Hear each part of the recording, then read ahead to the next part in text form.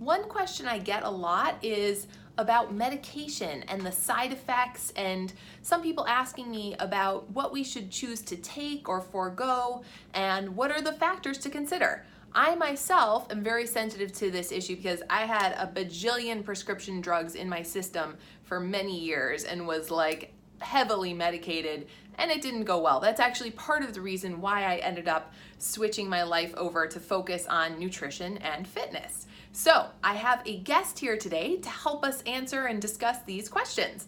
Come on over. Hi, Ben. Hi.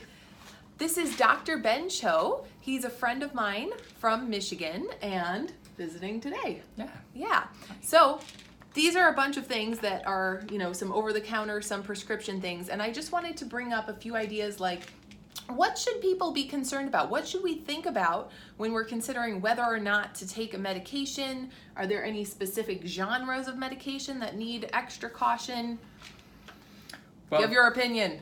I mean, I'm a medical doctor, but I practice pathology, which is not a clinical field, but we learn about medications. And part of the reason I picked pathology was we don't prescribe medications in pathology, and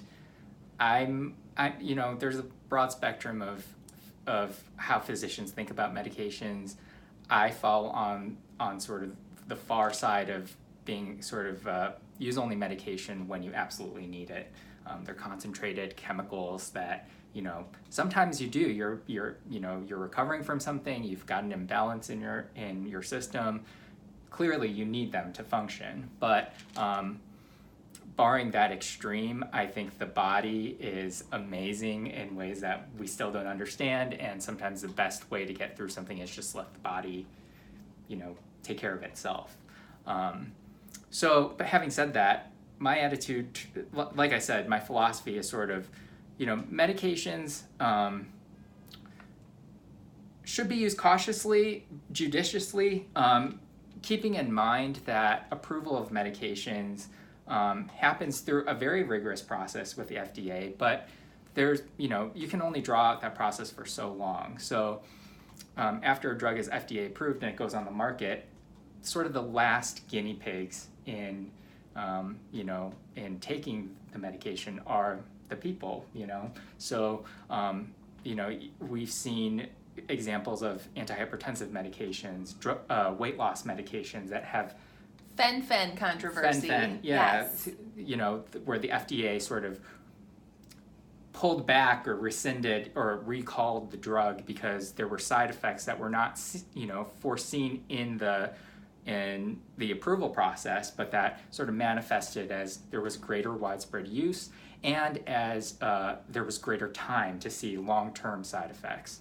And so, my attitude toward taking a medication is if I find out, 15, 20 years down the line that there's this long-term side effect of it, would I look back, at my use of it and think, gosh, why did I take that? I didn't really need it.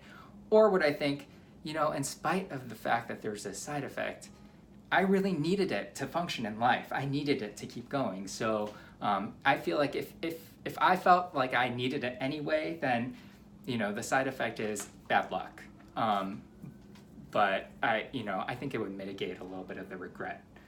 So I think just keeping in mind that there are side effects that we don't know about potentially for medications, especially new medications. Now, the medications that you're talking about here, these are old things. I mean, old standards. Yeah. So you mentioned about generics. So yeah. You said one thing that helps you feel a little more confident about the safety of a medication and the fact that it's been extensively in use to have awareness of the side effects is that there's a generic version of it because because of the patent rules on medication, just to help drug development and profitability of the pharmaceutical industry, there's a period of time during which a medication is patented and cannot be sold as a generic. Once it becomes generic, then you've got at least, I think, almost 10 years of people using it. It doesn't guarantee, again, that it won't, something might manifest in even 20 years, but at least you've got sort of a running time where it's been in widespread use. Okay. And presumably nothing really terrible has happened that Okay. hasn't been reported. Cool. So I wanted to ask about Tylenol, a popular but sometimes concerning over-the-counter medication. What Yeah. can you tell us about this guy? Well, Tylenol is acetaminophen is the generic, the active drug, and it's great. It's something that is commonly used in children even, but it is cleared by the liver, and it is actually quite toxic to the liver in very high doses. And so it will say on the warnings, do not take a certain amount during a 24-hour period, and you really do need to adhere to that because as a pathologist, we do see liver biopsies where you can see the injury, the drug-induced injury, especially in things like people will overdose on it sometimes purposely, and it really does cause terrible liver damage. There's even been some talk, I think, that some people think that under the standards of the FDA today, that Tylenol might not have been approved. Wow. But having said that, this is a drug that has been out there for a very long time. The parameters of safe usage are very well established. So, I feel comfortable taking it myself if I absolutely needed to. Just remembering, yes, taking more than the recommended dose may cause liver damage. It's on the label. Most of us don't read the labels very thoroughly on these things. I have to admit, I don't always. Yeah. Okay, Who cool. does? So, yeah, this is a lot of fine print, and you're like, oh, I'm just in pain. Help me. Yeah. Okay, so that is cleared by the liver. And what about Advil? How do you feel about Advil or ibuprofen? Ibuprofen is sort of the poster child of nonsteroidal anti-inflammatory drugs, or NSAIDs. These are cleared by the kidney and can cause kidney injury, and especially people who have pre-existing kidney disease. You have to be sort of careful with NSAIDs. The other thing, it can cause GI upset from stomach to even the colon. So we can see that on biopsies, sort of a drug-induced or a chemical-induced injury, it's not a specific finding on biopsy, but it could potentially be attributed to taking something like an NSAID. So someone like my dad who has a progressing kidney disease, is this something he would want to be a little more cautious with? Or what would be wise if he wanted to take Advil, but the kidneys are already a bit compromised? Well, certainly discussion with his nephrologist, but I would say that, again, I'm not a practicing clinician, but I think that in general, the rule is if somebody has,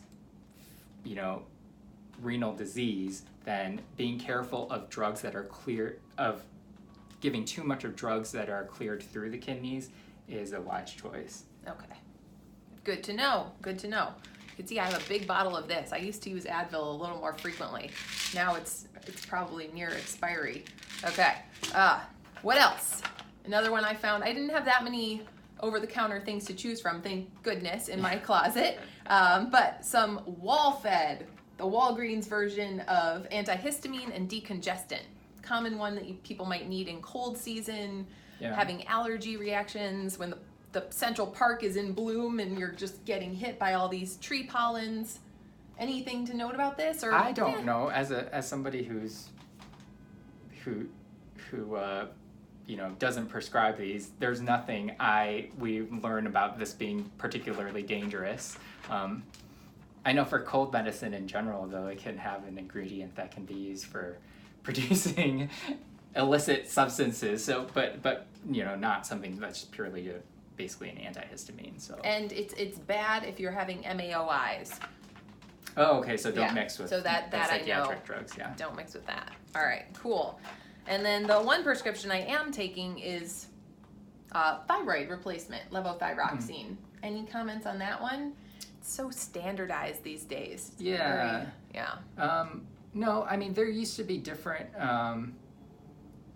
ideas of thyroid replacement, but certainly, I think the replacement is just the same. The risk is if you over replace, you're essentially producing hyperthyroidism, which has side effects such as the one that people think of as Barbara Bush. She had kind of exophthalmos, the really bulging out eyes, but it can, you can have excessive energy. You Hope can people have would say I have that.